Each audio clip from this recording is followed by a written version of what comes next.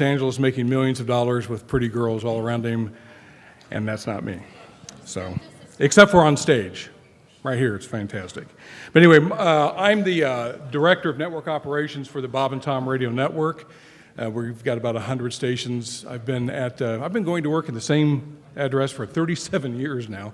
So, and I've been doing this for quite much longer than that. And it's an absolute pleasure to be able to talk to these young folks that have starting in the business. Some of them have a tremendous jump and for being young people, and we're going to get some insights from them. First off, let's just go right down the line here. We'll start with Austin. And the very first question I want all of you to ask or answer is just how did you get involved in radio, television, or media content creation? How did you get involved? So how did I get here? How did you get here? I have no idea. No, I'm just Hopefully kidding. a car. So I've wanted to do this. I was actually in all of your seats, mainly Homestead High School. Shout out Homestead. All at the same time? What? You were in all of them at the same All time? the seats, yep. I was here 5 years ago in your shoes. Went to Homestead, did media there for 4 years. And then I went to IU, spent 4 years there in the media program, and got a job right out of college doing play-by-play for the women's basketball team and the baseball teams. I don't know exactly how I got into media. It's just kind of something I've always wanted to do. And in 8th grade, I lucked into a spot on the broadcast crew at Homestead for my freshman year, and the rest was kind of history. So my biggest thing is how I got here is knowing people. You have to know the right people, and you never know who that right person might be. And a couple of right people later, I've found a pretty good spot here right out of college. Now, Kurt has a story about his mom knowing somebody, and that's the only reason he got into the radio business, but I'll let him tell you that. That's exactly right, actually. So going off of the point of knowing people, it was actually my mom who knew the people before me. But anyway, so basically where I started, I had an inkling back in 7th grade, actually, when we had to do a job study. And so I just had this random thought, what's it like inside of a radio station? I just randomly right out of the blue. And so, my mom knew a few people that knew a few people, and I got a job shadow for 2 people at Entercom, which is now owned by Cumulus Media over on the east side. But I job shadowed a sports talk show host as well as a radio DJ, and I basically fell in love with the industry right then and there. But unfortunately, there aren't very many radio stations hiring 7th graders, so guess kind of had to buy my time a little bit. So fast forward to my junior year. First off, are my Ben Davis people in here yet? No? Okay. Oh well, sorry, I don't get the same thing anyway. But I went to Brownsburg High School for half of my day. Yeah, I know Brownsburg has their thing going on now. That's great. But I spent half of my day at the Area 31 Career Center at Ben Davis High School, where they have WBDG, and I basically went full bore into radio. I got so passionate about it. I was doing play-by-play, DJing, news anchoring, you name it. I just got right into it, and I was like Austin, sitting where you guys are now 11 years ago. So thank you for making me feel old already. So I graduated from Brownsburg, and I went to Indiana State University, where I was, again, full bore in radio at the student station there. And it led to a couple of really cool opportunities where I got to do play-by-play for a season for the ISU women's basketball team, and of course doing some stuff for the student station as well. And then after my 4 years there, I was very lucky to be able to get a job offer from News Radio 840 WHAS in Louisville, which is a huge 50,000-watt radio station owned by iHeartMedia. The thing is, though, I got that job because I was a green college student that they could afford to pay $25,000 a year. So, needless to say, they could afford to pay me for nothing, but at the same time, I just grabbed the bull by the horns and I went right into it, and it was a huge opportunity for me. I spent about a year and a half down there before I got the call from a couple of people that I had already known here in Indianapolis about the opening at WYBC, and I have been there ever since doing late morning drive anchoring for WYBC, as well as anchoring newscasts around 70 affiliate stations across the state of Indiana for in the morning as well. So, and now I'm right here with you fine people. Excellent. Caitlin, your story? Yeah, so I went to Franklin Central. I thought I saw a Franklin Central Letterman jacket. Yeah. I honestly didn't know people like them, so you don't have to know people to get somewhere. I didn't know I wanted to go into broadcasting until my senior year of high school, actually. I always thought I wanted to be a teacher my whole life. I was being a teacher. That's what I was going to do. That's what I wanted to do. And then a funny thing called IASB came around, and I was a finalist in the anchoring competition, and I thought to myself, oh, maybe I could do this. Maybe this is fun. I don't really know anything about it. I did FCTV and, dabbled around in it, but I never really took a lot of it seriously. And then placed in the IASB anchoring competition here at this school, and then I was like, what's UIndy? Maybe I want to go to school here. So I went to school here at the University of Indianapolis, and really just decided to focus a lot of my attention on that. I was a student athlete in high school and decided when college came, I wanted to focus on my career, not necessarily, and now I'm kicking myself because I have student debt when I had scholarships to run track, but that's a whole other thing. After school, at UIndy, I was involved in the TV and radio programs here and did management and stuff within the university, but then I went on to Fort Wayne after this, and I moved up to Fort Wayne, and I was the main anchor and chief investigative reporter for the ABC channel up there. I started as a multimedia journalist there. 6 months into my career, I was promoted to the weekend anchor on the NBC side of things, and then 4 months later promoted to the main anchor and chief investigative reporter on the ABC side of things. Worked there up until November of this year, and I moved back to Indianapolis and have been a reporter with WRTV in Indianapolis. Honestly, it seems like it's been 5 months, but really it's been 2 weeks. I had a baby 2 weeks later, been on maternity leave, still haven't been back to the station, but I go back next week. And that's kind of my story. Started as someone who didn't know that's what I wanted to do, and here we are. Excellent, excellent. Okay, Aaron.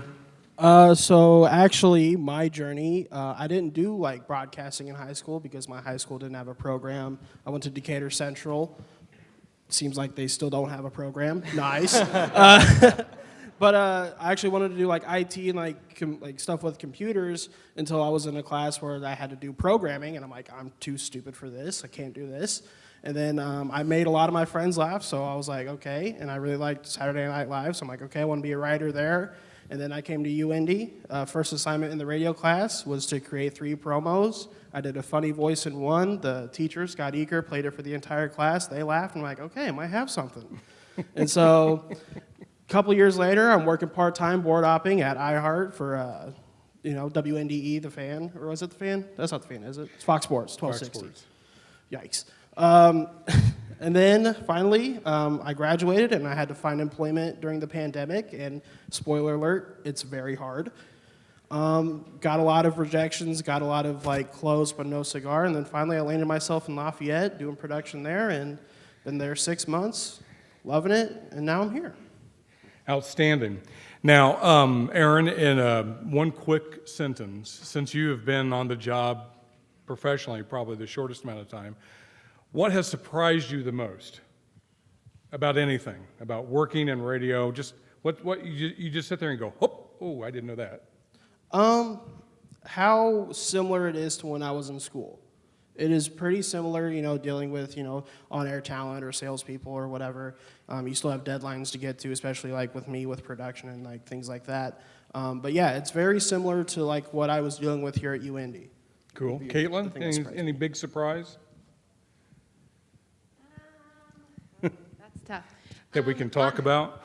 I don't know. Honestly, I feel like when I was graduating, I didn't understand necessarily how go-getting it really is in the industry. In college you kind of get a simulation of it, but when you're actually hitting the ground running, turning stories, cranking out packages, doing things like that, and the TV side of things, it's a lot more fast-paced than what I think you think it is. When you watch the news at night, you think, oh, they take their time doing that. No, really, you get up at 9 o'clock and you have a story on the air at 5 o'clock, and it's hard to get people to talk to you. It's not easy to do. But I think that's probably been the biggest kind of you didn't know, that your job is to get people to talk to you, and most times people don't want to talk to you. Cool. Kurt? I would say the most surprising thing for me from when I was in your position, be ready to not be paid a lot right out of the gate. That was a big surprise for me because, especially, growing up, like Caitlin, you watch all these people doing this cool stuff and you're like, wow, they're famous. That means they're probably getting paid a lot of money, right? Yeah, wrong. But at the same time, what the surprising thing that actually ended up I'm grateful for is the fact that it taught me how to be self-sufficient. It taught me how to live on almost nothing. Cool. Yeah, Aaron and Caitlin know this. When I'm teaching one of my classes, I take about a half of a class, and I teach a little thing. It's called Economics for Former and Current Media Employees, Personal Financing 101. And it is really a shock because I tell them right out the gate, you have to expect not to be in this business. You have to expect to be fired for at least 6 months. No business, nothing.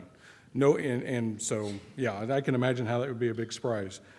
Yeah, I mean, I'll echo all that. First off, not getting paid a lot, and then also trying to plan a wedding has been really fun. I love my fiance, but I don't make enough money for this. I'll echo Aaron as well that I was actually surprised. I work in the radio station in Bloomington, and not surprised, but they said, do you know how to work a board? And I looked at it, and it's like, yeah, it's exactly what I've been doing since high school and college. Boards don't change all that much. So if you know how to run the board at your high school station, that's going to be a great experience going forward. I'd say the biggest thing for me that's been the surprise is that I have a lot more jobs than the job that I was hired to do. I think I thought, okay, Can confirm. I'm going to be hired to be a play-by-play broadcaster. But no, you're actually going to be a filmer at Monday night coaches shows. You're going to be the program director at the radio station. You're in charge of live events on our air. And so it's a lot of different hats that I wasn't expecting to wear, but I still get to wear the favorite hat more often than not. So And every job that you have to do comes with more money, right? No. No. I'll echo what you said. no, they just add another bullet point onto your contract. We're not trying to say that you can't make any money. You can make money in this business. It's just not back in the day, I'm talking $250,000, $300,000 jobs here in Indianapolis, both radio and television. But the economics has come to the point where now it's more about how much media can you create and how quickly can you create it across all platforms. I would have a tendency to say those of you who are germane to just absolute digital. I mean, it's natural to you. You guys are going to be fine because that's where everything is going. Caitlin, if you were talking to your, say 14-year-old self, what would you tell her about what you're doing right now? To do anything and everything, honestly, I think you get your mindset when you're in high school. At least I did. I'm not speaking for all of you. You have your mindset on one thing and you think, I'm going to do this. This is what I'm going to do. When I was a senior, I'm going to be a news anchor. I started school and they're like, whoa, whoa, whoa, you're selling yourself short. Don't sell yourself short. You're not just going to be a news anchor. You're going to be a journalist. You're going to make a difference. You're going to do X, Y, Z. And I think to echo off of what was said earlier, yes, you do 100 other things. And so make yourself right now when you can mess up, do everything. You don't think you want to be on air? What happens when the evening anchor can't make it? And, oh, guess what? You have a suit on, so sit on the desk. Try anything and everything. Even if you don't think that you can do it, having experience in that thing is going to make you way more employable than the next person who's applying for the job. Because if you're willing and you're able to say, hey, I haven't done it a lot, but hey, I called a basketball game, or I haven't done it a lot, but I can pick up a camera and I can go shoot that news story. Being able to be adaptable and trying everything, because when you're in your career, if you mess up, guess what? Your job's on the line. But when you're in school, mess up 1,000 times. Get those mistakes out of the way, because yes, your instructor is going to say, hey, you can't do that. Or yes, your instructor is going to say, sorry, B-. But they're not going to say you can't be a journalist anymore. You can't go into radio anymore. So mess up now. so that you And are don't protected. say no. I mean, say yes when somebody asks you, "Hey, do you know how to do this?" Even if you don't, say yes and then go figure it out because it's good experience going forward. And I mean, you have to be able to do everything. I learned more in college about what I didn't want to do after college than what I did want to do. And so try everything and learn what you don't like so that you don't waste your 20s in a job that you know this isn't what I want to do. Learn now. And then I would say, piggybacking off both of that, one of the most infuriating things for me when I'm talking to a younger broadcaster who wants to break into the business, they tell me, "Oh, I don't want to do softball. I don't want to do volleyball. I want to be boys basketball." Those are the best sports, by the way. The smaller like- Olympic sports are fantastic. It is so much fun, but also, here's the thing: you get out of college, you may not have any other option other than to call volleyball, softball, or any other sport that may not be as mainstream. So what are you going to do? You're just going to say no and then just be unemployed? It's like, no. Take any job that you can get, and do not be picky. Aaron? Piggyback off of everybody, I'd say start early. Don't be afraid to fail, and if you do, like, be able to, like, don't take yourself too seriously, be able to make fun of yourself. I think now is probably the easiest time to start doing content, because you can do it whenever, wherever, however. Because, like, everybody's got a phone, everybody's got social media, you know, microphones, or you can find on Amazon. So, like, if you want to start a podcast, you can go start a podcast. It might not be great, but it might be the next big thing. You don't know. So start early. Don't be afraid to fail, and don't be afraid to make fun of yourself. I don't think these folks have been in management yet, but I can tell you right now from a management standpoint, I'd much rather hire attitude than I would talent. If you have a good attitude, have a good work attitude, go along with these ethic, what these guys are saying about willing to do anything, first answer out of your mouth when somebody comes to you, "Yep, sure can." And that's where the phrase "fake it till you make it" comes. I was in that boat when I got hired as the chief investigative reporter at 21 in Fort Wayne. And my boss came to me and said, "Hey, we think we want to hire you to be the main anchor and the chief investigative reporter." And I thought, you are crazy. I have not been in this industry for literally 9 months. I don't know how to main anchor an evening newscast, and I don't know how to be a chief investigative reporter. But I said yes, and I said, okay, we'll figure it out. And yes, I stumbled along the way. But if I wouldn't have said yes, I would not be in Indianapolis right now and a reporter in my hometown where I always dreamed of working. And 9 times out of 10, when somebody comes to you and asks you to do a job, they're not just pulling your name out of the hat. They've already thought, well, they probably could. If they don't do it, I can teach them how to do this, that, and the other. They've already pretty much game planned everything. So when they talk to you about a job, it's yes, immediately. But when you go to talk to them about a job, what about the job interviews? We've got just a few more minutes here. I can't even say much on that. Okay. I was so lucky that I did not have to interview.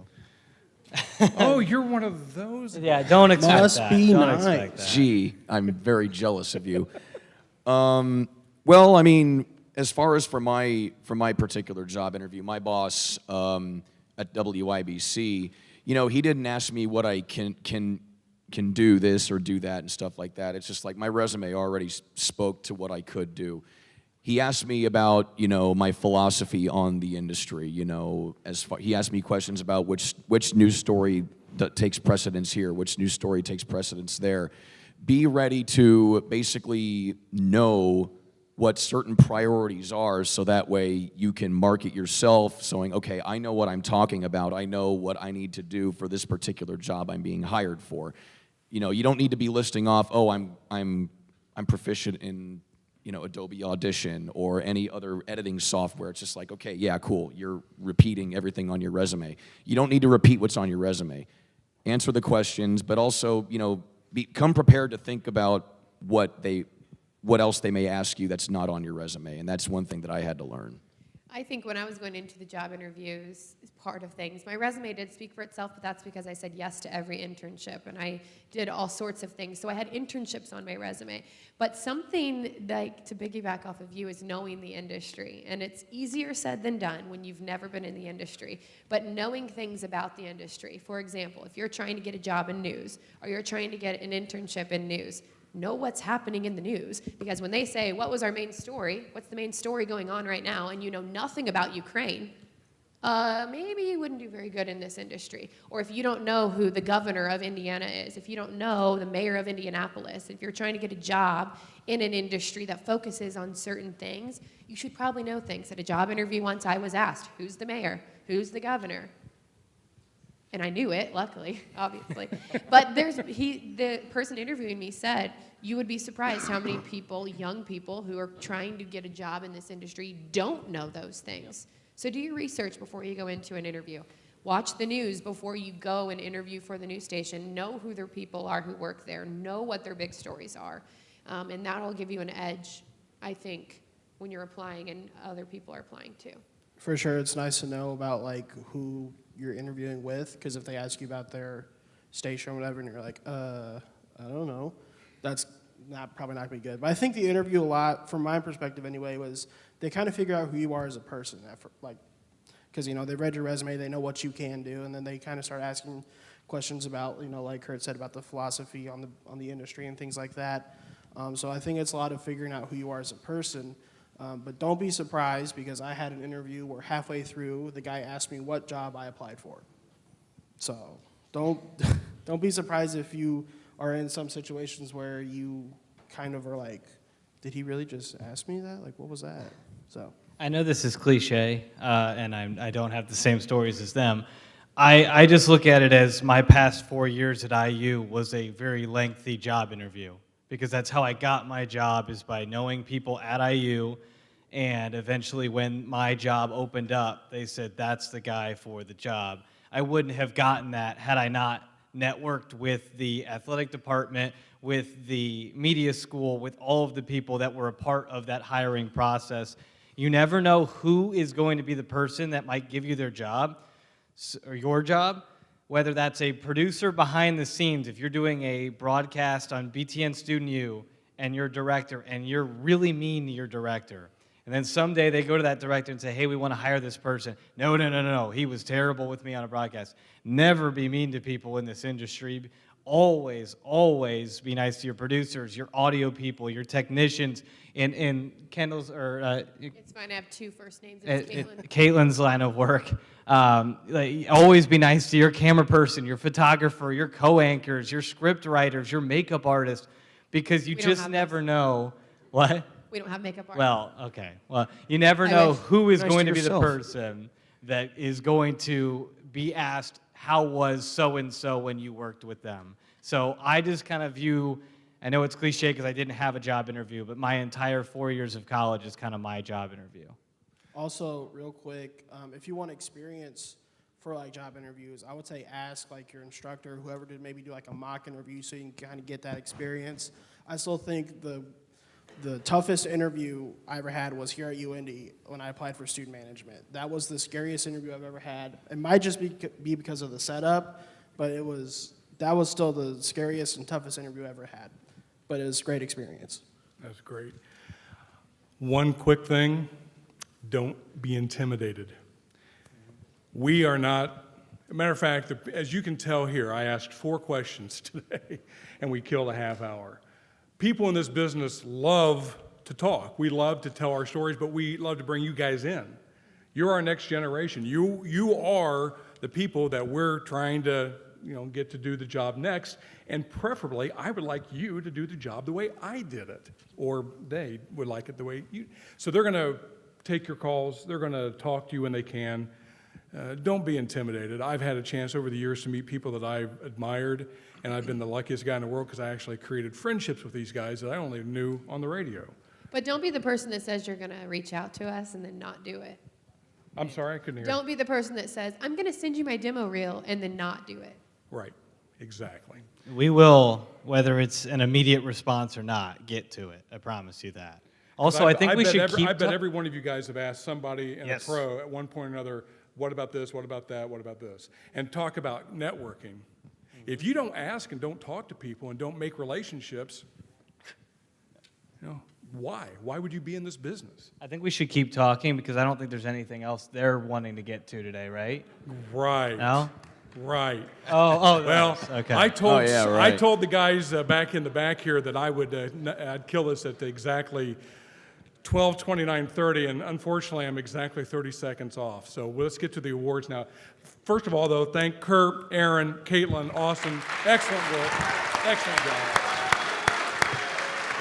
And our goal is in about 4 to 6 years, some of you guys can come up here and answer these same questions. Thanks.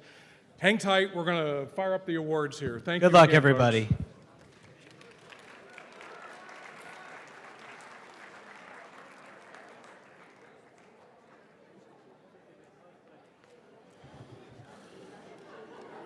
How'd it go? Don't mess up. Scott, good to see you. Thanks for being here. It doesn't feel that long ago. Come on back this way. Hi, Scott. Hey, Housekeeping. Someone left an AirPod in the Annis Theater in the Health Pavilion at the 10:30 session. okay. Do we have any more This roles? is what I live for. Yeah. Are there any more roles that need to be filled back here, or do you think we're good? Should I check?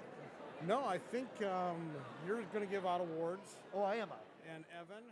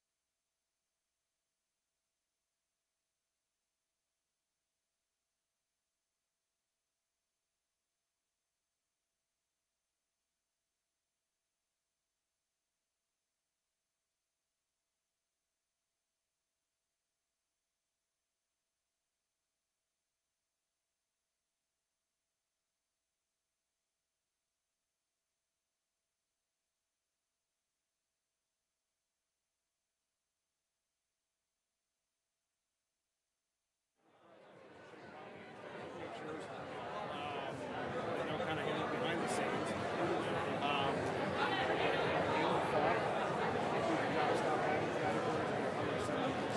We've got it. So I'm going to make sure Andy's right. As long as Andy's got everything he needs, we're going to go and we're going to go quickly.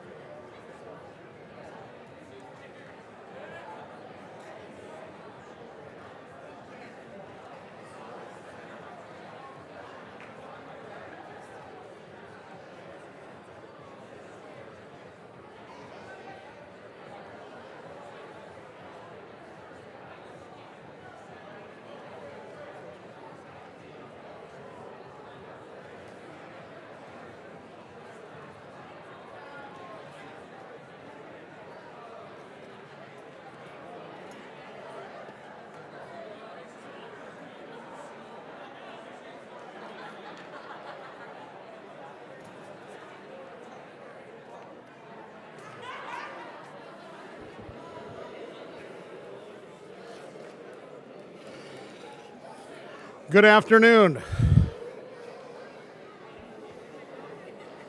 Good afternoon. As every broadcaster will say at one point in their career, is this on? It is. Okay, excellent. Good afternoon. How is everyone?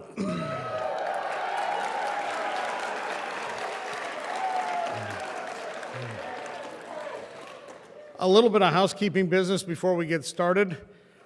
Is anybody shy an AirPod that they may have left in the Health Pavilion Theater during the 10:30 session? Got so excited about Rich Nye's presentation that you coughed up an earbud? All right, well, if you find you're missing one, I have it. Welcome to the 18th Annual IASB Broadcasting Conference presented by the University of Indianapolis.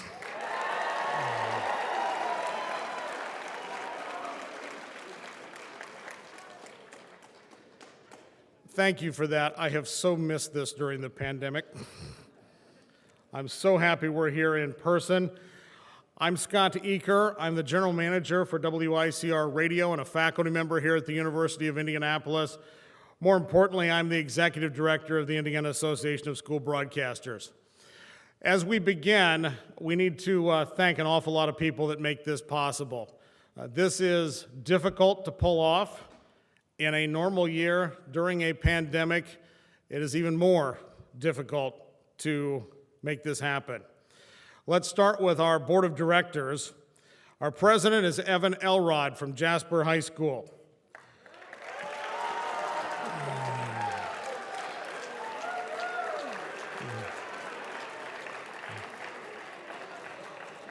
Our treasurer, Jeanette Reinard from the Impact Institute.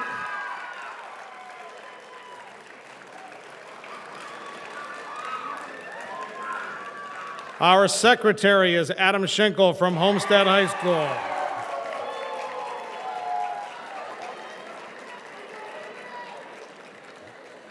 The vice president of secondary schools is Phil Huffman from Wawasee High School. I think Phil's out there somewhere. Many of you heard from the vice president of colleges and universities earlier today, Lance Clark from Huntington University. Some of you also heard from our at-large board member representing colleges and universities, Terry Heifetz from Ball State University.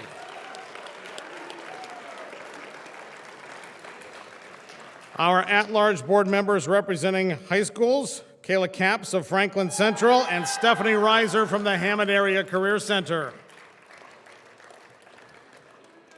Our immediate past president, who has served this organization oh so very well, Bob Johnston from Carroll High School.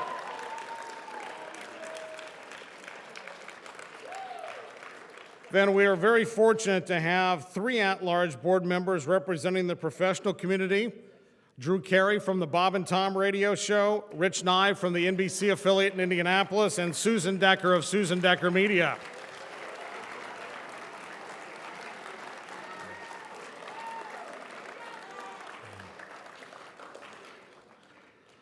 The last time we held this conference was the day before the world shut down in 2020. We had 800 people here. Today we have 348 students and instructors from 25 schools and career centers. That's because we capped attendance at 350, so we're using every seat we possibly can, and we're so happy you're here today.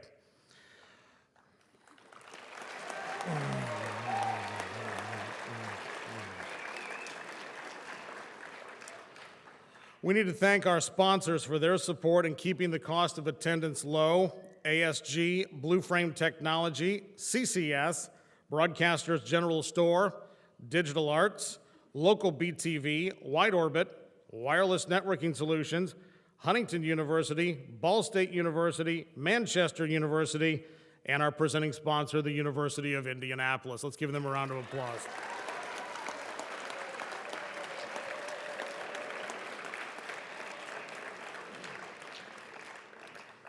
In our contest this year between high school and college, there were 780 entries. So a loud round of applause for the 63 individuals that judged our competitions this year.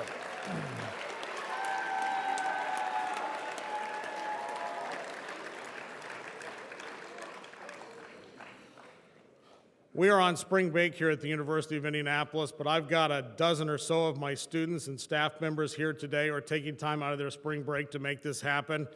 Let's tell them we thank them.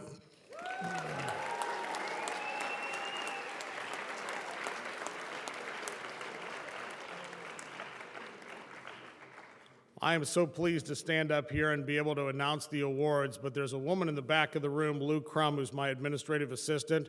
This doesn't happen without her.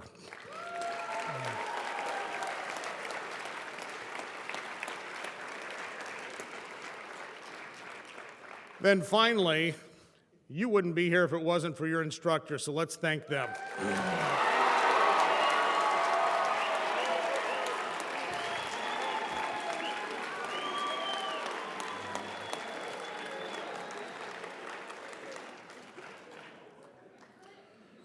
We begin the awards ceremony by presenting a very special honor, the John King Distinguished Service to Indiana Educational Broadcasting Award.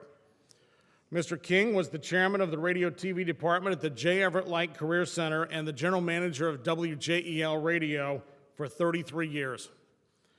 As IASB president, Mr. King helped create and hosted the association's very first competition in 1986. The same competition that we're gathering here today to once again recognize the best in Indiana high school broadcasting. In 2019, IASB honored King with the first ever IASB Award for Distinguished Service to Indiana Educational Broadcasting, and that award now carries his name. In 2020, IASB presented this Lifetime Achievement Award to Mr. Dan Henn, longtime station manager of WEDM Radio and teacher at the Walker Career Center and Warren Central High School. He was IASB's treasurer for a couple of decades or more, and he crafted the association's constitution and bylaws. Due to the pandemic, Mr. Henn has yet to receive his award. That is until now. He flew in from San Antonio, Texas to be here today. Please join me in recognizing Mr. Dan Henn as the 2020 recipient of the John King Award for Distinguished Service to Indiana Educational Broadcasting.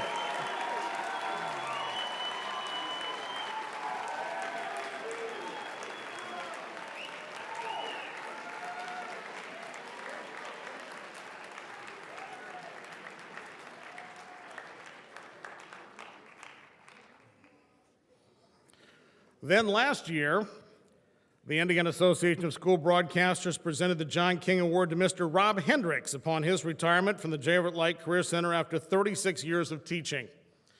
Mr. Hendricks is a former IASB president working alongside John King for decades, running the competition, growing the association, and being an advocate for educational broadcasters. He has received his award, but we have not recognized him publicly, so please join me now in honoring him for being the 2021 recipient of the John King Award for Distinguished Service to Indiana Educational Broadcasting.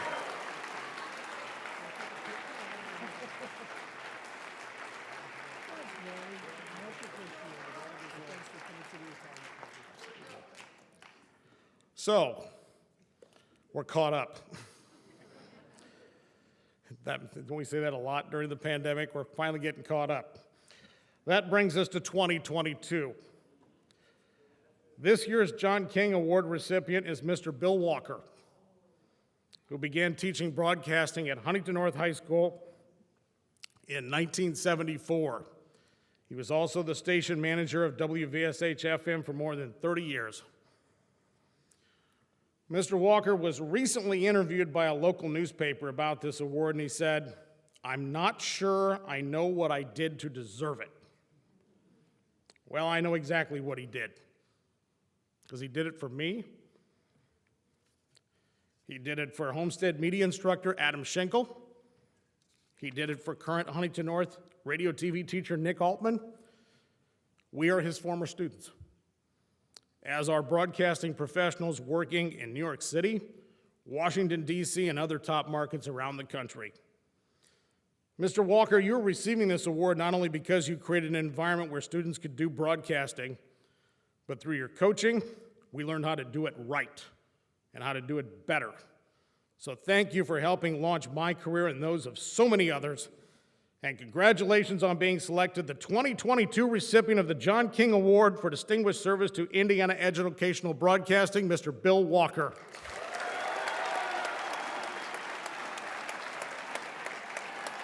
Thank you very much. Super excited that you're the one that's presenting it.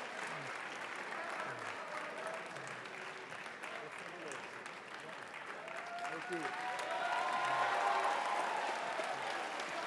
Somebody's taking a picture, right? That was video. Okay, well, we'll wait till after. All right, we'll do that. Thanks, Scott. What a great way to start. Now to the competition awards.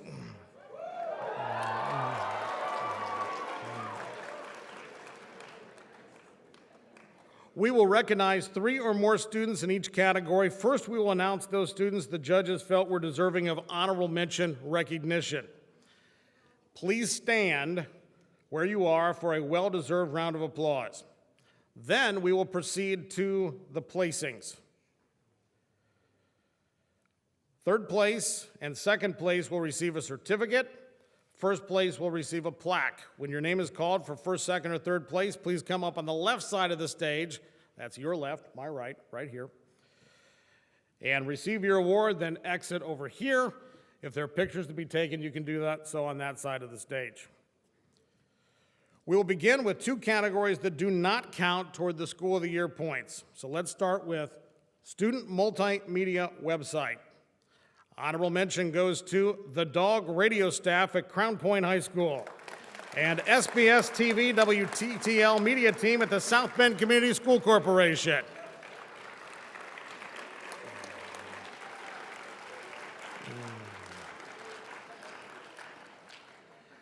Third place for Student Multimedia Website, Tice Treadway, Franklin Central High School. Second place, Sarah Bush, Carmel High School.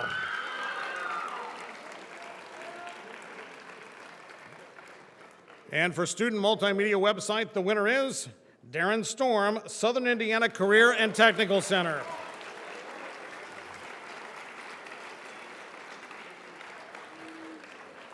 The judges commented on the winning entry that the site has a custom look that is easy to navigate and a lot of content.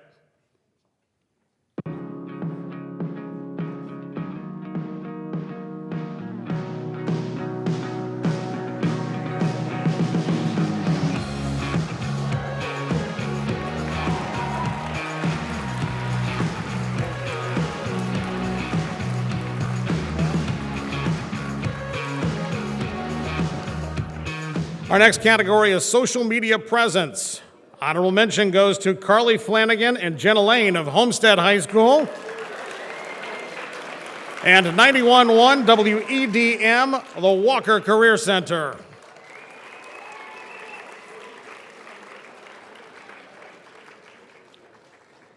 Third place goes to Aiden Stewart of Charlestown High School.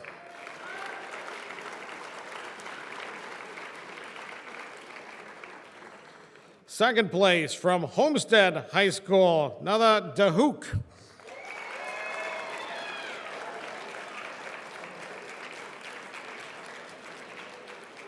First place for social media presence, Ron Fisher, Macy Hahn, Presley Dix, and Kennedy Perry from the Southern Indiana Career and Technical Center.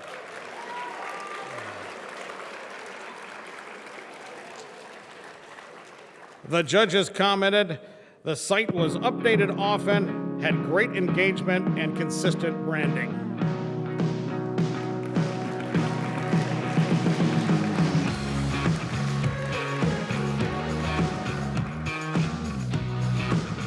Next up are our radio and television copywriting awards.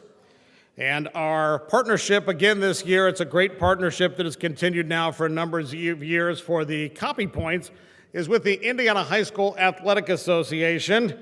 And so to join us now are the IHSAA Foundation President Matt Wolfert and Heath Shanahan, Director of Broadcasting and Executive Producer for the IHSAA.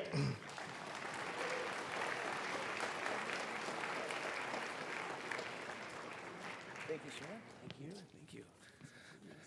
It's a good-looking group out here today. Sound good from backstage, too. Way to go. Love the energy. Well, good afternoon. I'm Matt Wolfert. I'm president of the IHSA Foundation. And I want to thank Scott Eaker and everybody here at the University of Indianapolis and the Indiana High School, or the Indiana Association of School Broadcasters, for the opportunity to be here with you all this afternoon for this special event. High school sports are so much more than winning and losing. They're about developing a set of core values that puts the personal growth of student athletes and coaches above all else. The IHSA Foundation is dedicated to protecting, sustaining, and nurturing the proud tradition of education-based athletics here in Indiana for future generations. The Foundation's work ensures IHSA member schools receive the support they need to help the 160,000 student athletes excel in the classroom, athletics, and as they prepare for future lives after high school. I want to congratulate and thank all the students who participated in the copywriting category this year. Job well done by everyone. Thank you.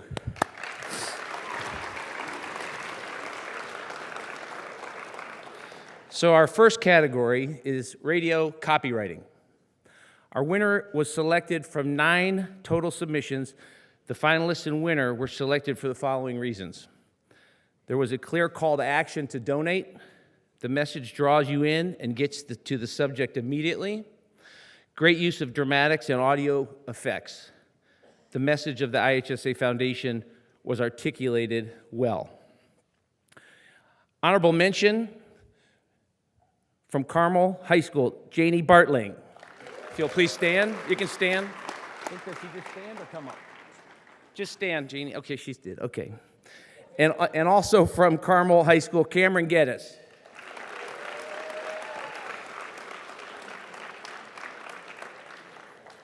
And our second runner-up, first runner-up and winners, please come forward.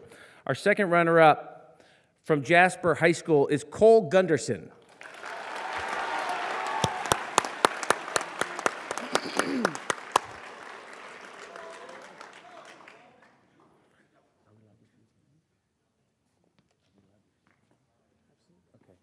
Congratulations.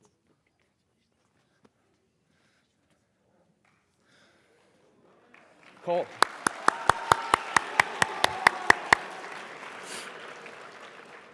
Our first runner-up from Franklin Central High School is Keith Myers.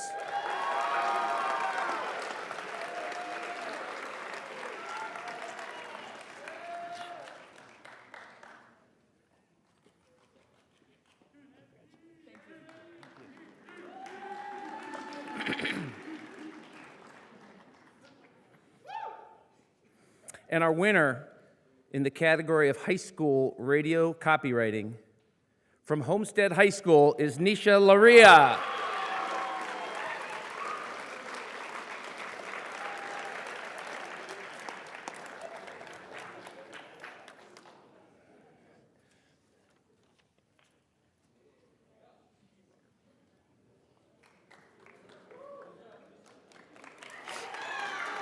Congratulations, well done. Very good.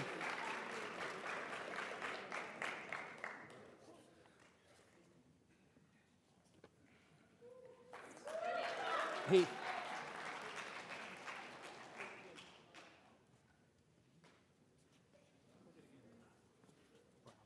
Brown. Yeah.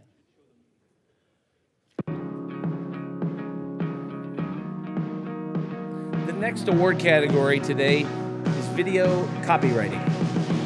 Our winner was selected from 14 overall submissions. The finalists and winner were selected for the following reasons. Best call to action in the competition, great use of video to help tell the story, clear messaging for the purpose of the IHSA Foundation. Job well done. Our honorable mention from Jasper High School, Abby Gelheisen.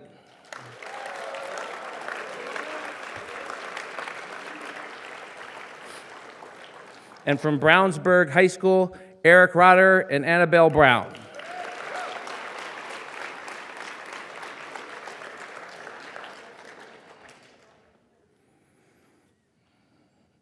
Our second runner-up from Brownsburg High School are Annabelle Freeman, Molly Kiefer, and Anna Sevilla.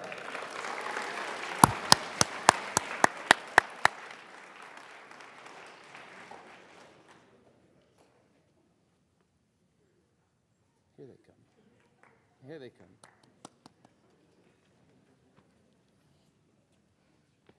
Congratulations. Congratulations. Good job. Congratulations.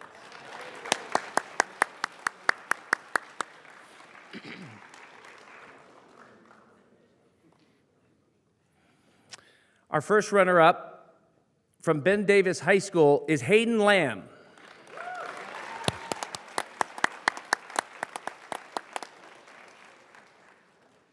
Doesn't look like Hayden's here. No Hayden Lamb. We'll give him a big round for Hayden.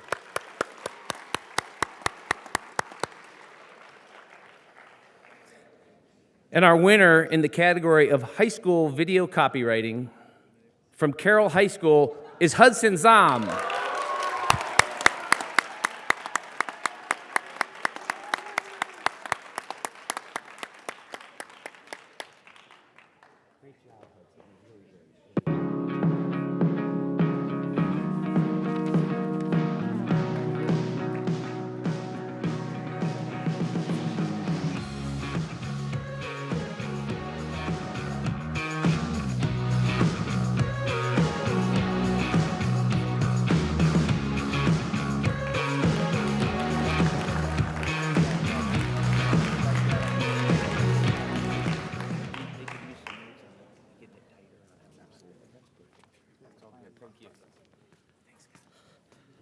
One more thank you for the Indiana High School Athletic Association.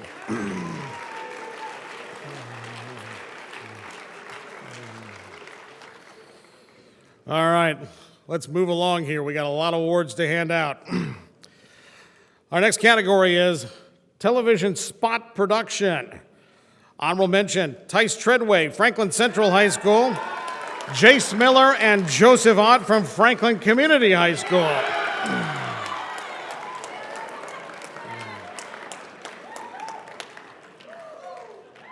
Third place in television spot production goes to Crystal Martinez, Porter County Career and Technical Center.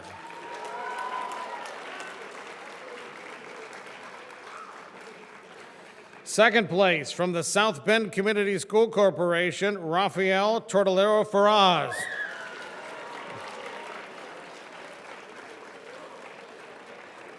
First place for television spot production, Grayson Lehman and Caleb Wood, Homestead High School.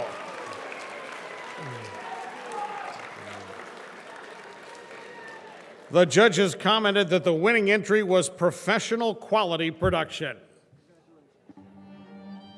What are the qualities of a luxury vehicle? Future-proof design which combines functionality with breathtaking aesthetics. A premium ride quality that stems from innovation through technology. And don't forget about performance.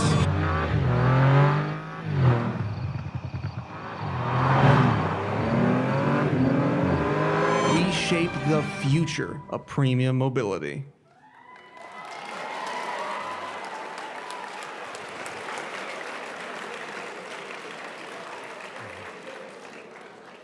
In the radio spot production category, honorable mention, Quinn Gunderson, Jasper High School, and Devin Van Loo, Wawasee High School.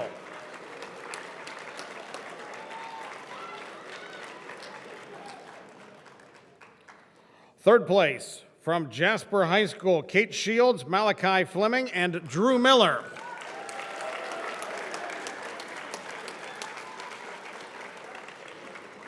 Second place, from the J. Everett Light Career Center, Heather Wright.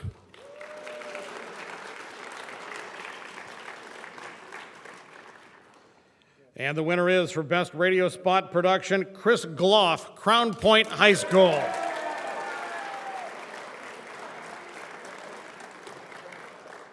The winners commented, or the judges commented on the winning entry. Great presentation, well-written script, production is Big air Brothers and ready. Big Sisters of Metropolitan Chicago nurtures children, strengthens communities, and believes that inherent in every child is the ability to thrive in life.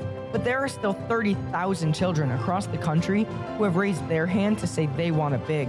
Be a part of a one-to-one revolution to change 2 lives by calling 312-207-5600 or going to bbbschgo.org. If you have a passion to help kids, become a big today.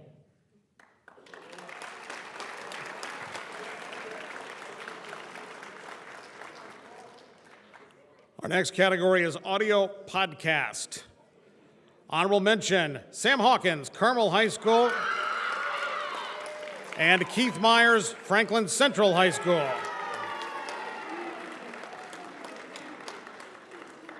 Third place, from Floyd Central High School, Sophie Woodard. Second place, Haley Ekong from Jasper High School. And the winner for Best Audio Podcast from the J. Everett Light Career Center, Megan Chen.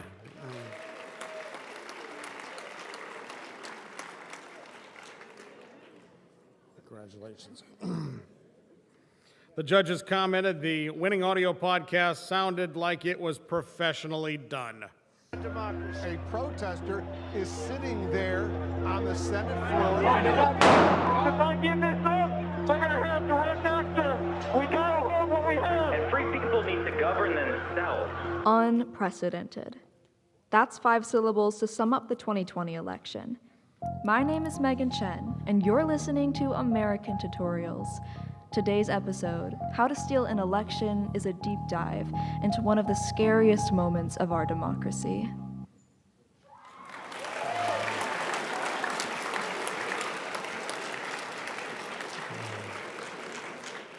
Let's move now to Radio in Depth, one of the more highly entered categories. Honorable mention, Luke Olmsted from Floyd Central High School.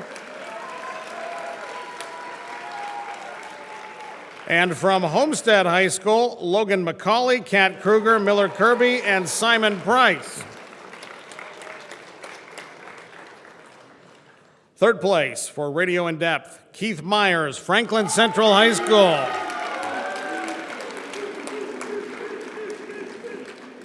Second place, Eli Sims, the Southern Indiana Career and Technical Center. And the winner for Best Radio in Depth from Wawasee High School, Jared Raplogle.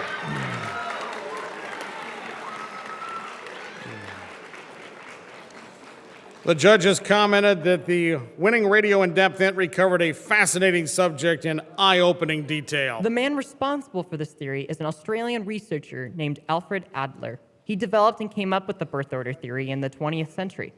The theory claims that in the order in which a child is born shapes their development and personality. Adler also claimed that family, community, and social aspects play a major role into shaping a child's personality. He had a few comments into the birth order.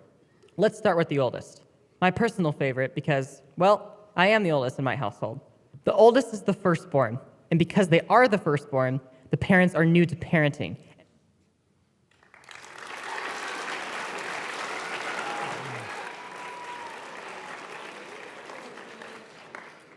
Next up is Video in Depth. Honorable mention from Brownsburg High School, Annabelle Freeman, Kylie Rutledge, Molly Kiefer, and Mallory Rowe. And from Floyd Central High School, Mila Tassandier, Nick Rogenkamp.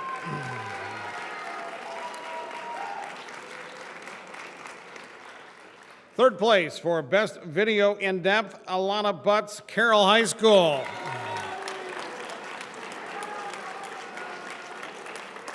Second place from Homestead High School, Caleb Wood.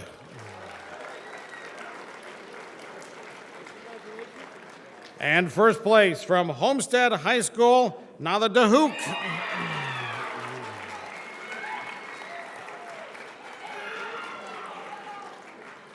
The winning Video in Depth entry, the judges commented, looked professionally done with great B-roll and an excellent voiceover. Sometimes we post questions on Instagram to ask our audience what they want to talk about and what they want to hear. So I think that's a scope of what we do on The Odd Show.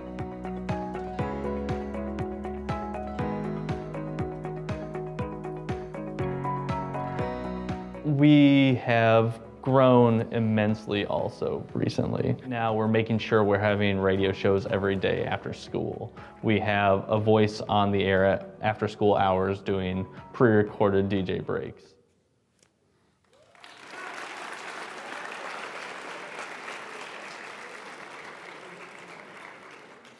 Let's move on now to Radio Sportscast. Honorable mention from Crown Point High School, Eddie Finn. Also, honorable mention goes to Natalie Miller, Franklin Central High School. Third place, Tice Treadway, Franklin Central High School. Second place, Braden Carroll, Homestead High School.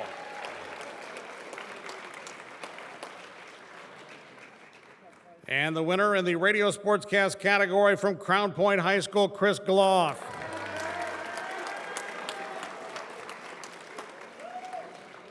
The judges said about the winning entry, it's an excellent local sportscast, very informative with strong sound bites. From the DOG Sports Desk, I'm Chris Gloff.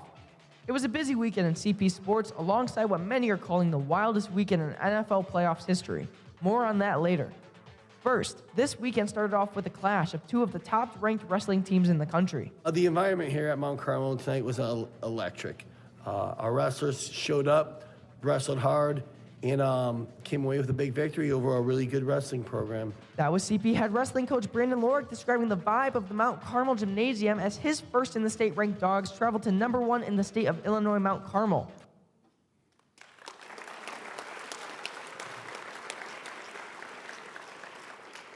In the radio interview category, honorable mention goes to Homestead High School's Sophia Virgilio and Presley Dix from the Southern Indiana Career and Technical Center. Third place for Best Radio Interview, Brianna Senrex, Wawasee High School. Second place from Crown Point High School, Eddie Finn, Harry Smith, and Eli Lane.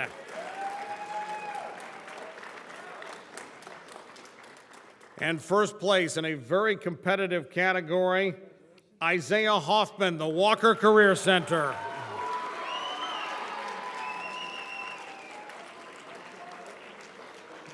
The judges commented that Isaiah is exceptionally conversational and he listened so well for follow-up questions. Why stay in high school sports when you know you could probably, go and cover college or go and cover professional? What makes you stick with high school? Well, that's a good question, and I get that. People ask me that sometimes, like, why do what makes you want to do high school sports? I have had opportunities to do college, and mostly college, but I'm able to cover some Pacer stuff, like occasionally. And we'll get into that. Yeah, and that's fun. I really do enjoy, NBA is probably my most favorite thing to watch, so I do enjoy that, but.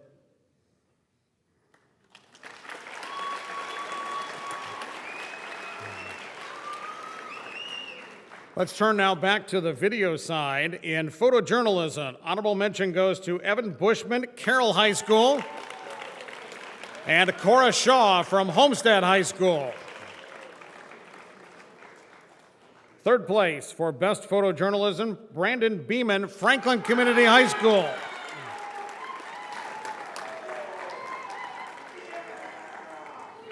Second place, Amadou Diallo, Ben Davis High School. And the winning entry for photojournalism produced by Mason Cuevas, South Bend Community School Corporation.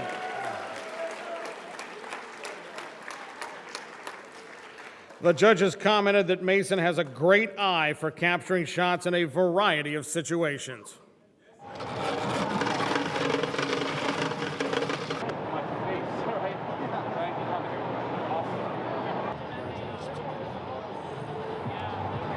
So I started back in high school. Well, actually before that, my dad was into comic books. Good.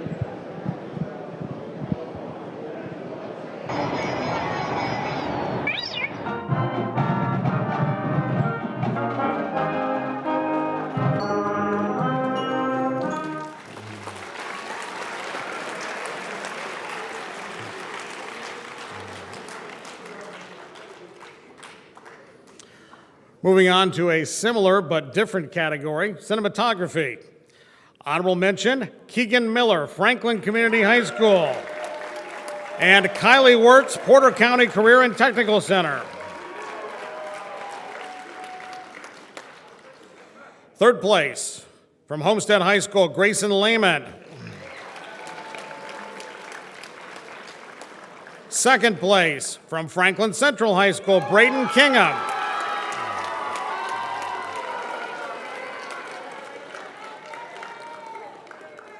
First place for Best Cinematography goes to Caleb Wood, Homestead High School.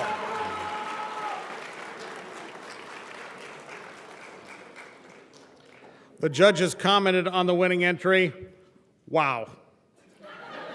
A great eye and a very creative mind.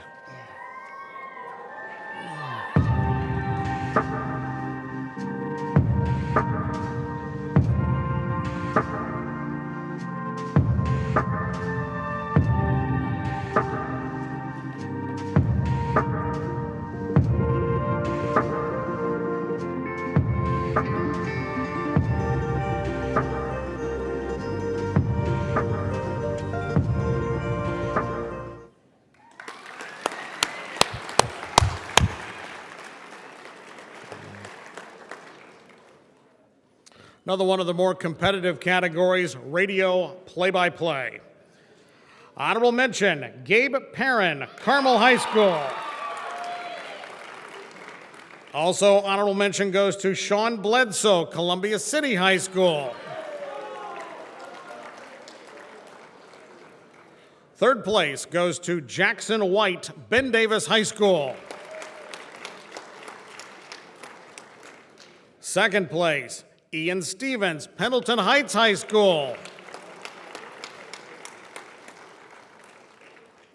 And in the radio play-by-play category, best of class, first place, Isaiah Hoffman, Walker Career Center.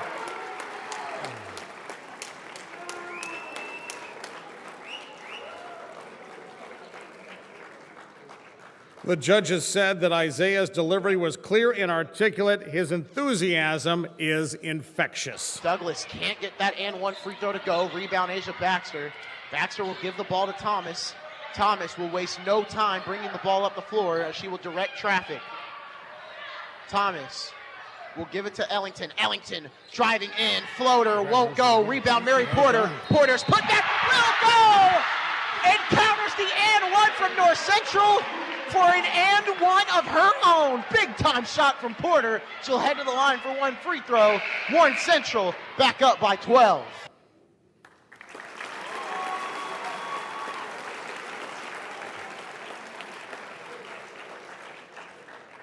Can't imagine how good Isaiah's going to be if he gets excited once in a while. Nice job, Isaiah. Radio sporting event broadcast. While play-by-play is evaluating just the play-by-play announcer, radio sporting event broadcast is everything.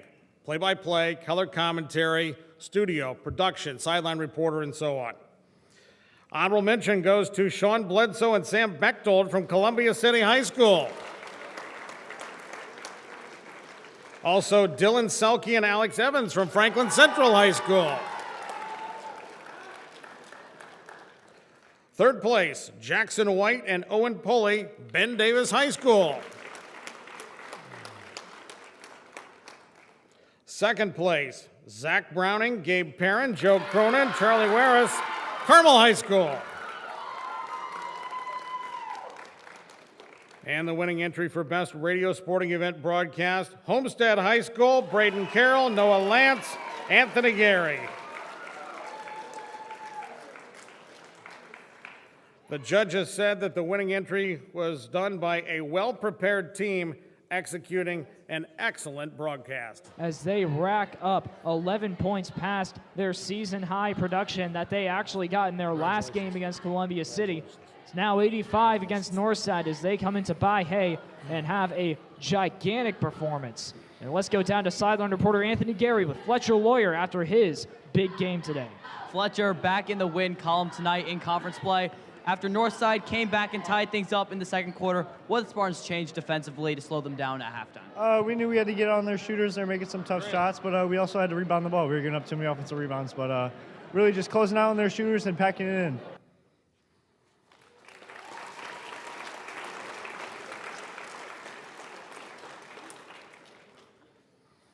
Now we move to live video sports broadcast. Honorable mention goes to BHTV and Extended Play Studios at Brownsburg High School. And for their second entry, BHS-TV and Extended Play Studios at Brownsburg High School.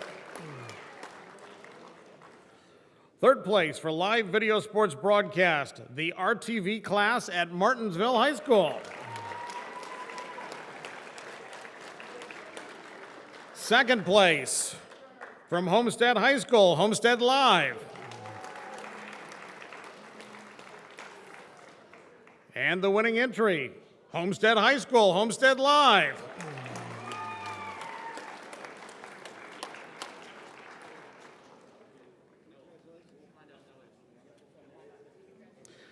The judges said a great production from start to finish with solid talent and visuals. Offensive board, Lambert's there to finish. Second chance points go to Snyder, and they're first on the board. Good offensive rebound right there by Lambert, attacking the basket and getting a second chance effort for Snyder. Fletcher Lawyer with it for Homestead. Swing, Kalbuiki. Down low, Grant Leaper. Nice reverse layup past Grant Brown, and we have a tie game 2-2. That's what Homestead's got to do in this matchup. Get Grant Leaper going. Let him attack the basket. That's going to work all game long. Grant Brown, top of the key, past Jenkins. Guarded by Kyron Kalpuik.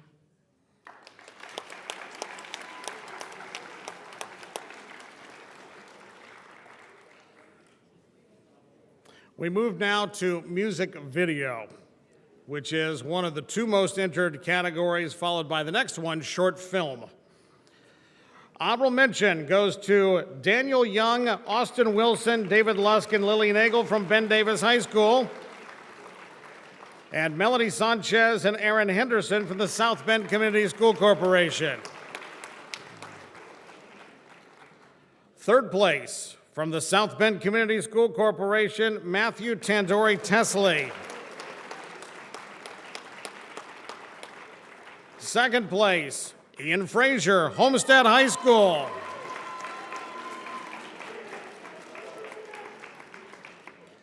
And the winning entry for Best Music Video, Jacinda Akins, Lowell High School.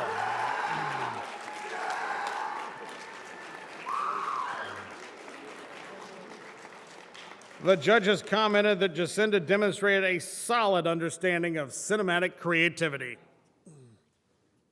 Let go.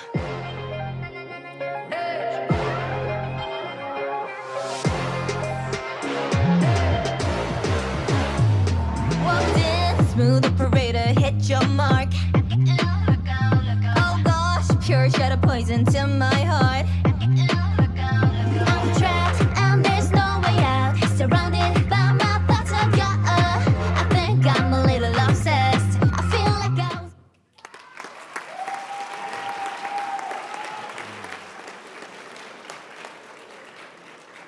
In the short film category, honorable mention goes to Ryan Weidler and Bryce Garrett from Homestead High School, and Colin Morath from Western Boone Junior Senior High School. Third place for short film from Rushville High School, Cameron Jackman, Sam Smith, Carter Tagg, and Michaela Queen. Second place from the J. Everett Light Career Center, Jabulani Nagoma. And first place for Best Short Film, the RTV2 class at Martinsville High School.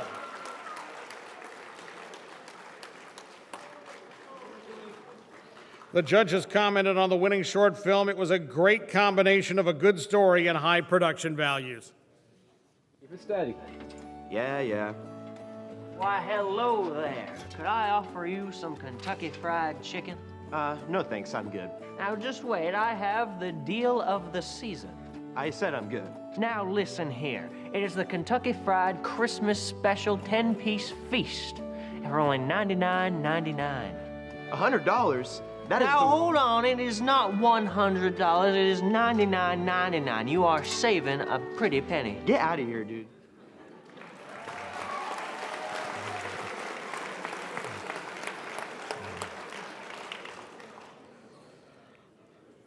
Our next two categories are new or modified, if you will, from previous years.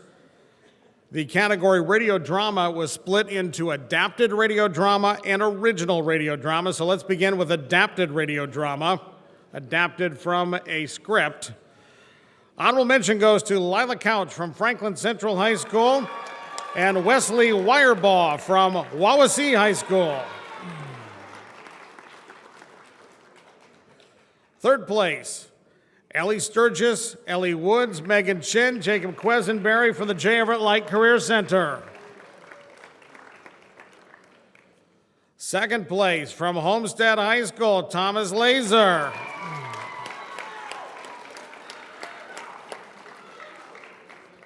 And the top award for adapted radio drama goes to Braden Kingham, Franklin Central High School.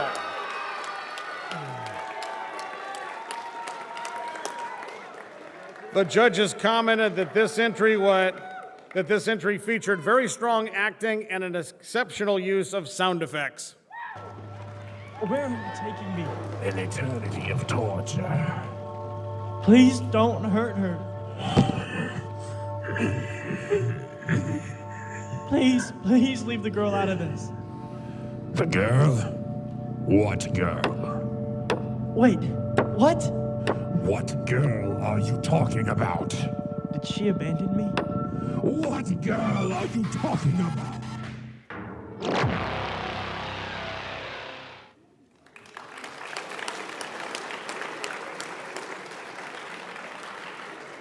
In the category for original radio drama with an original script, honorable mention, Evan Sanders, Carmel High School, and Braden Kingham, Franklin Central High School.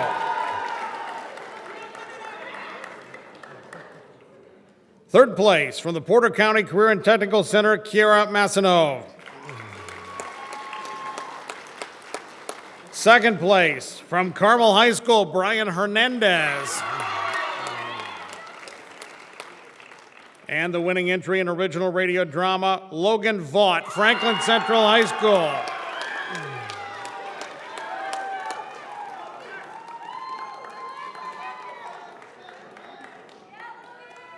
The judges commented, a well-written script that slowly builds to a compelling conclusion. December 23rd, 1974. My name is Dr. James Riley. I'm assigned here at the Tirtov Island Pullard Station for 6 months. I found a record player as I was rummaging through the other crap Dr. Richardson left here, so I thought I'd give my diaries a bit more flavor from now on. It's been slow here. All I do is look at graphs, the temperature, check the surrounding areas, chop some firewood, eat, and sleep.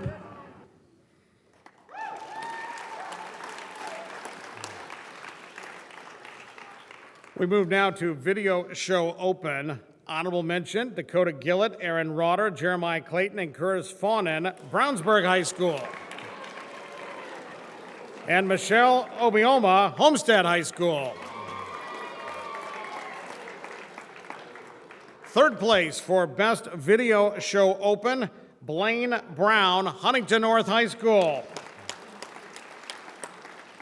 Second place from Carroll High School, David Burden and Alana Butts. First place, Caleb Wood, Homestead High School.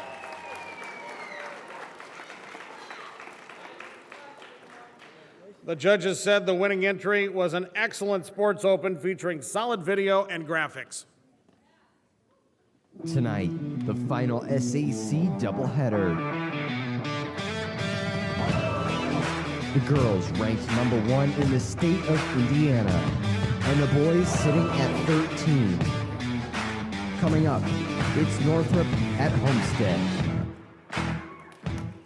Welcome back to Homestead High School.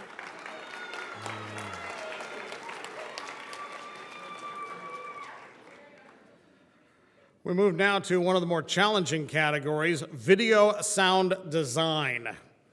Honorable mention, Luke Cheatham, Devin Brenner, and Loudon McFarland, Martinsville High School. Also Colin Lutz and Nolan Nowinski, Mishawaka High School. Third place for Best Video Sound Design, Wesley Wirebaugh, Wawasee High School. Second place, Ashton Hudson and Reese Solis, the Southern Indiana Career and Technical Center. First place for Video Sound Design, Susan Lauber, Wawasee High School.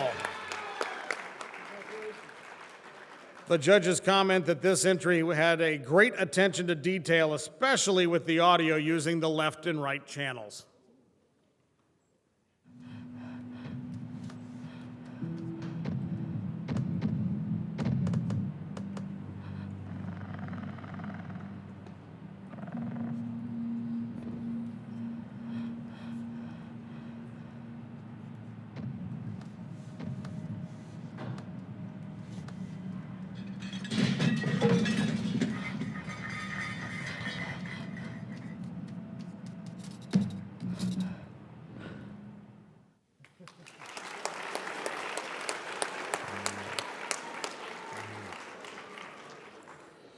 In the radio talk show category, honorable mention, Braxton Huntley, Zayden McKenzie, Columbia City High School.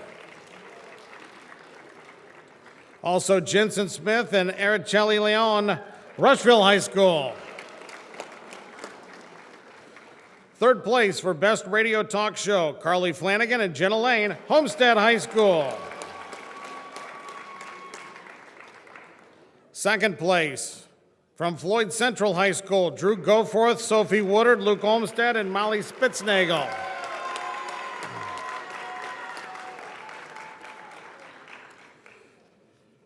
And first place for Radio Talk Show from Crown Point High School, Andrew Ivanich and Rocco Jan.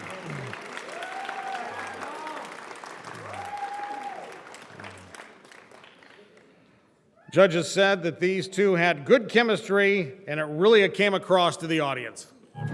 Why, hello to all you casual fans out there in Bulldog Nation. This is Rocco Jan and my co-host. Your co-host, Andy. Heck yeah, and we are the Casual Men, as always, for your weekly episode. Andy, what are we looking at this week? So today, we are talking about Dune, and then we're going to go into the Lightyear trailer, which just dropped last week. Oh, absolutely. So we have a loaded episode for you all out there in Bulldog Nation. Dune, it's quite...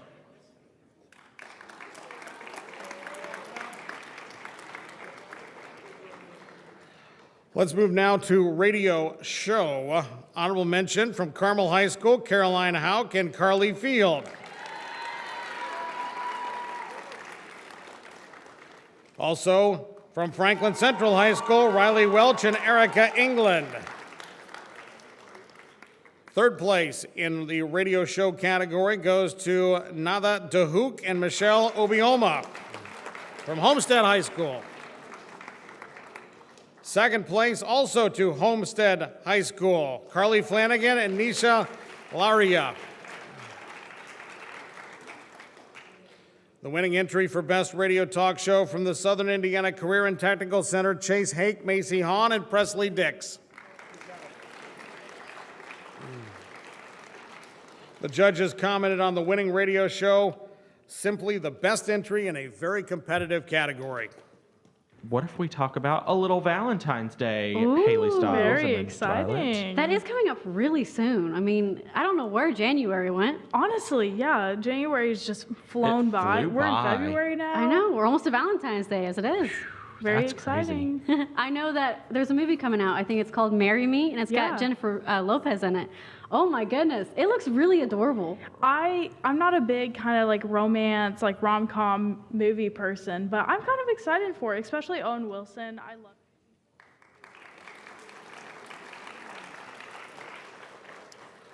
And the live event broadcast category, this is video. Honorable mention goes to Colton Quayle and Jackson Skinner, Lowell High School. And Joe Swank, Levi Shudell, Jack Osborne, and Gwen Young of Mishawaka High School. Third place for Best Live Event Broadcast, BHS TV and Extended Play Studios, Brownsburg High School. Second place, Homestead Live, Homestead High School. And the winning entry in live event broadcast, BHS TV and Extended Play Studios, Brownsburg High School.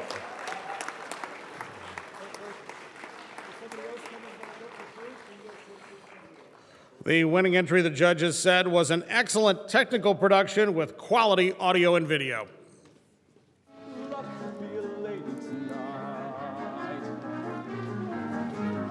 Luck be a lady tonight. Luck be a lady tonight. Luck if you've ever been a lady to begin with. Luck be a lady tonight. Luck let a gentleman see. Luck let a gentleman see. How nice a dame you can be. How nice a dame you can be. I know the way. Luck be a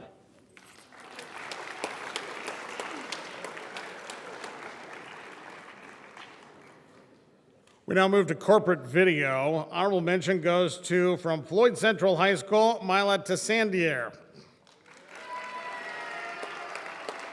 And from Jasper High School, Haley Ekong and Quinn Gunderson. Third place for Best Corporate Video, RDN Work-Based Learning 2122, Lowell High School.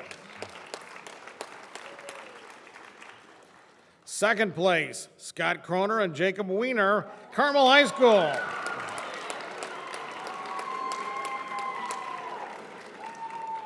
First place, Sean Ross, Homestead High School.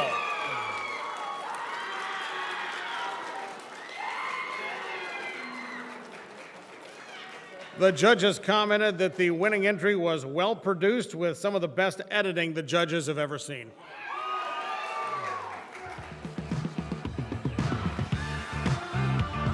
My name is Rich Hoppy. I am one of the owners of Slam City Skate Park in Fort Wayne, Indiana. Slam City Skate Park is an extension of action sports that exists in reality here, so that people actually can come out and ride their bikes, their skateboards, their scooters, their rollerblades. There was an older guy that helped me out and helped me progress and learn things, so I feel it's my contribution back to our area here to have somewhere to give back.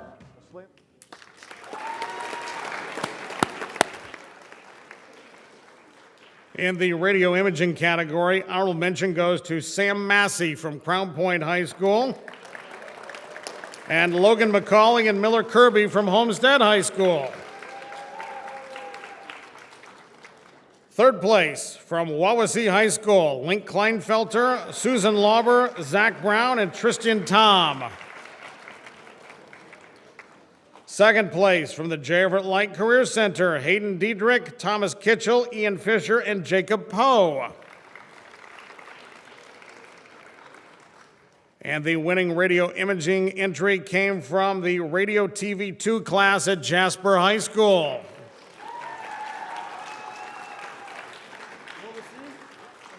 The judges commented the winning imaging entry was well produced and featured some memorable concepts. The Scratch. Need a fix for all your nerdy news needs? Then tune in to the Nerdcast On 93.7. The Scratch. Hey kid, what's wrong? I can't seem to find love. Don't fret, little one, for there's an answer to all your problems. It's called Love Doctors, and it's every Friday from 3 to 4. Make sure to listen in on 93.7 The Scratch.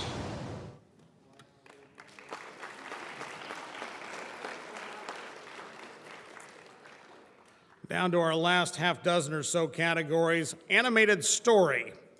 Honorable mention, Braden Kingham, Franklin Central High School, and Brianna Senrix, Wawasee High School.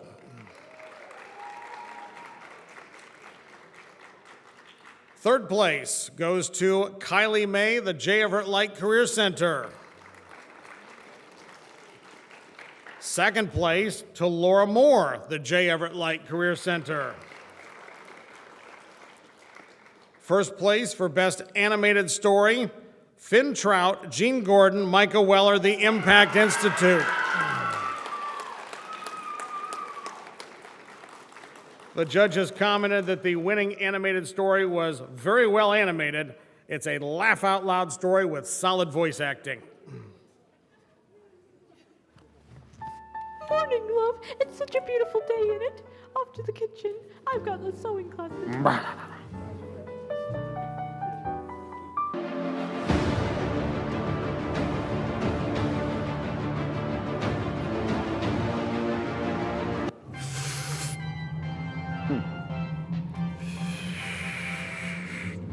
Hold on, whoa. What? Anarchy! What? Get back here! Whee!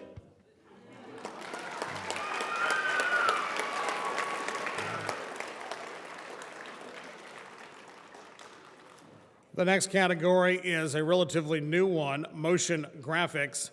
Honorable mention, Braden Kingham, Franklin Central High School, and Mason Cuevas, South Bend Community School Corporation. Third place, Johnny Van Horsen, Nathan Mayersky, and Nathan Brock, Lowell High School. Second place, from Homestead High School, Michelle Obioma. First place, Homestead High School, Caleb Wood. The judges said that entry had professional level graphics, clean, creative, and functional.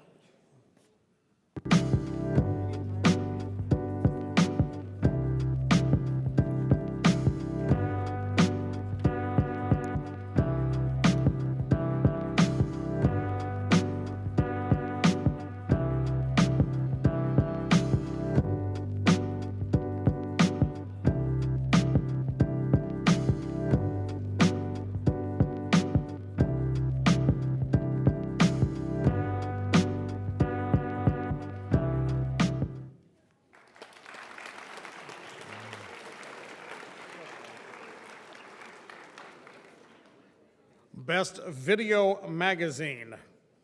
Honorable mention from Brownsburg High School, Dakota Gillett, Jeremiah Clayton, and Aaron Rodder. Also, honorable mention goes to Floyd Central High School's FCTV. Third place, Video Magazine. Evan Bushman, Alan Sizemore, JP Sasantio, and Michael Kane of Carroll High School. Second place, from the South Bend Community School Corporation, the SBS TV Media Team. First place, Homestead Media, Homestead High School. The judges commented, well-produced packages with quality video and presentation. And experiences. People are now more eager than ever to take part in these activities, especially after missing out last year due to COVID-19. Coming up, you'll get a look at Homestead's own football experience and how high schoolers today are taking part. Football definitely isn't the same without its fans. Learn about Homestead's enthusiastic student section and the group's efforts to get together and show support for our athletes. Tailgating has been bringing together fans before games for decades. See how Homestead...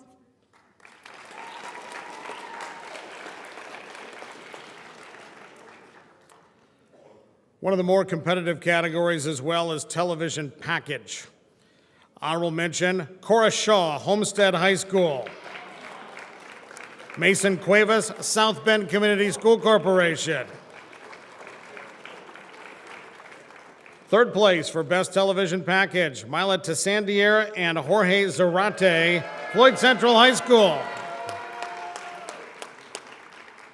Second place from the South Bend Community School Corporation, Aaron Henderson and Melanie Sanchez.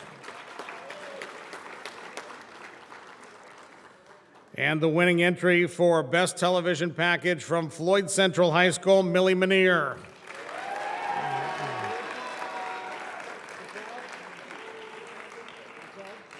The judges commented that it was an interesting topic that featured excellent camera work and strong editing. The group involved will all perform some of their own pieces, and at the end of the show, there will be mass tunes played where everyone involved performs at the same time, resulting in over 400 students on stage.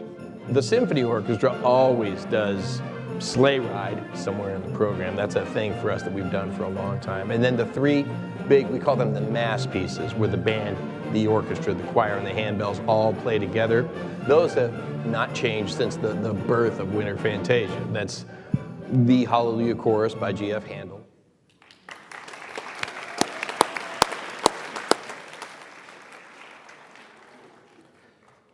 Television school newscast. Honorable mention for Carroll High School, the RTV2 class, and Homestead High School, HHS In-Depth. Third place, the SBS TV media team from the South Bend Community School Corporation. Second place, the CPTV staff, Crown Point High School.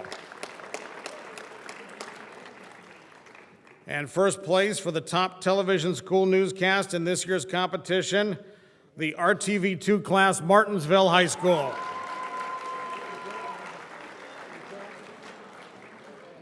The judges remarked, very professional, great setups and teases. They loved the intro. Go inside the auditorium and talk with members of the MHS Drama Department about their new play, Play On. And in sports, we'll take a look at the girls' thrilling senior night victory over Bloomington South and take a closer look at the South and Martinsville rivalry as the boys battled the Panthers at South. Good afternoon, MHS. I'm Braxton Dilly. And I'm Cole Meyer. We'll have all those stories and more next on MHS Rewind.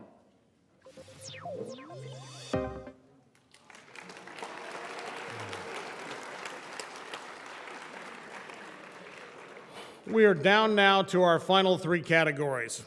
These would have normally been determined earlier today in live competition finals for 6 students in each category, but due to pandemic concerns, the results of the preliminary judging have been used to determine the placings.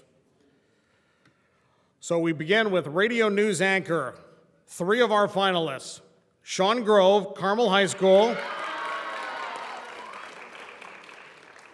Nisha Olaria from Homestead High School; and Andrew Seifert from the Southern Indiana Career and Technical Center.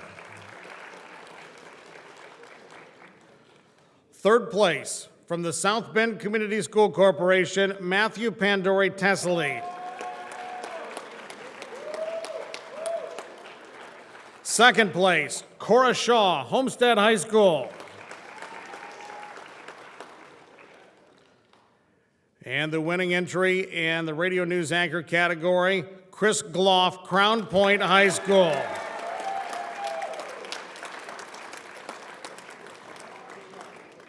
The judges commented on this entry: excellent story selection and use of sound, solid production. From the DOG Newsroom, I'm Chris Gloff. Chance from ACLU of Indiana protesters rang out in the State House Monday as the Indiana House Education Committee voted 8-4 to move forward with House Bill 1041 that would ban transgender girls from playing girls' sports at the K-12 level. The 8 Republican lawmakers who voted in favor of the bill claimed their purpose is to maintain fair competition in girls' sports now and in the future. The bill's author, Representative Michelle Davis, had this to say after the vote.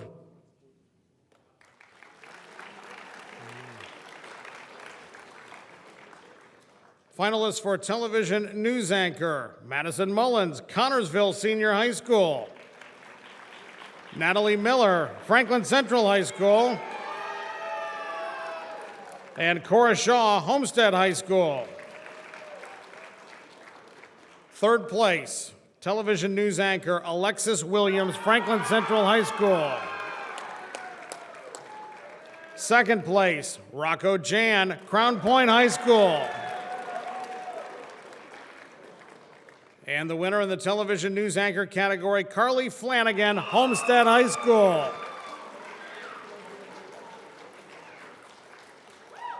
The judges commented that Carly had a professional appearance, credible delivery, and connected with the audience. But it seems that a year later, his progress has not maintained that focus. Jamal Rod, executive director of the climate advocacy group of Evergreen Action, claimed that, quote, efforts have not moved far enough and fast enough. Turning to state news, Indiana lawmakers have advanced the bill to prohibit transgender females from performing in women's sports activities. It is a Republican-backed bill that was issued on Monday. Kit Malone, advocacy strategist for the ACLU.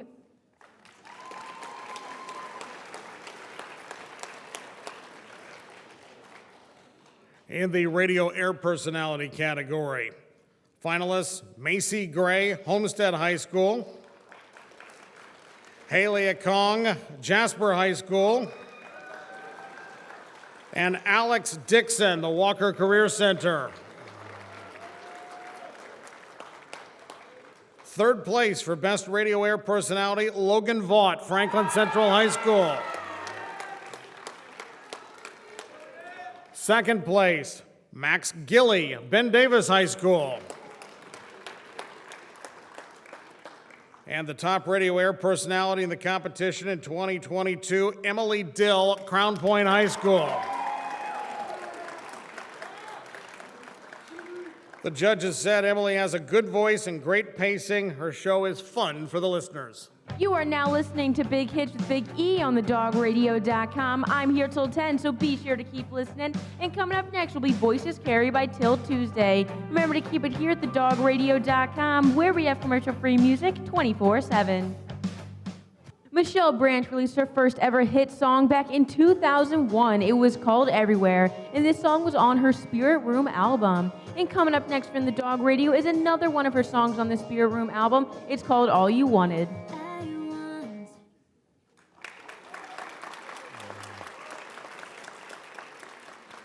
Our final awards in this year's Indiana Association of School Broadcasters High School Competition are for the Television and Radio Schools of the Year. These awards are based upon points earned in the contest. 3 points for first place, 2 for second, 1 for third. Television School of the Year. Second runner-up is a tie between Carroll High School and Martinsville High School.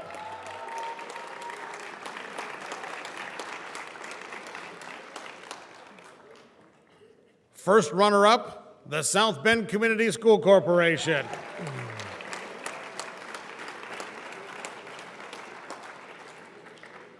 And this year's Television School of the Year, Homestead High School.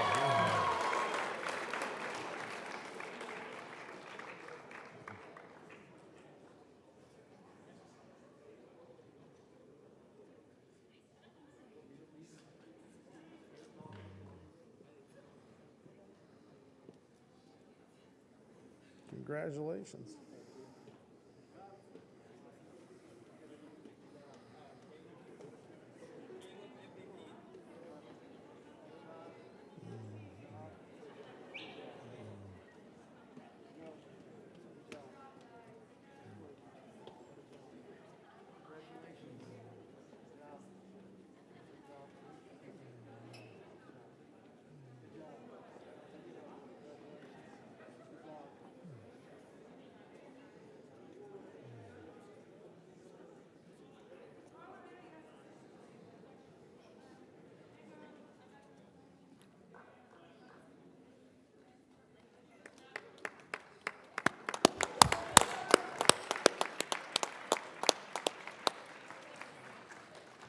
And the final award is for Radio School of the Year. The second runner-up, Franklin Central High School.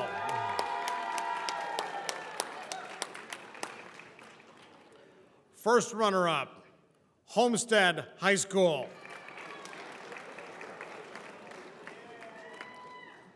The 2022 Indiana Association of School Broadcasters High School Radio School of the Year, Crown Point High School.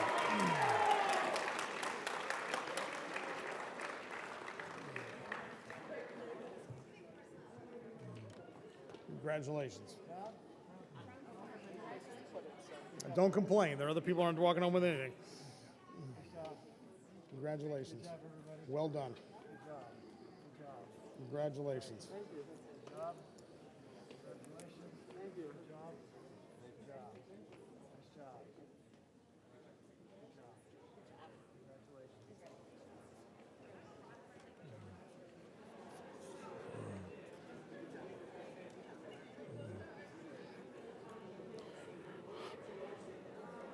How about a round of applause one more time for all of our winners in today's competition?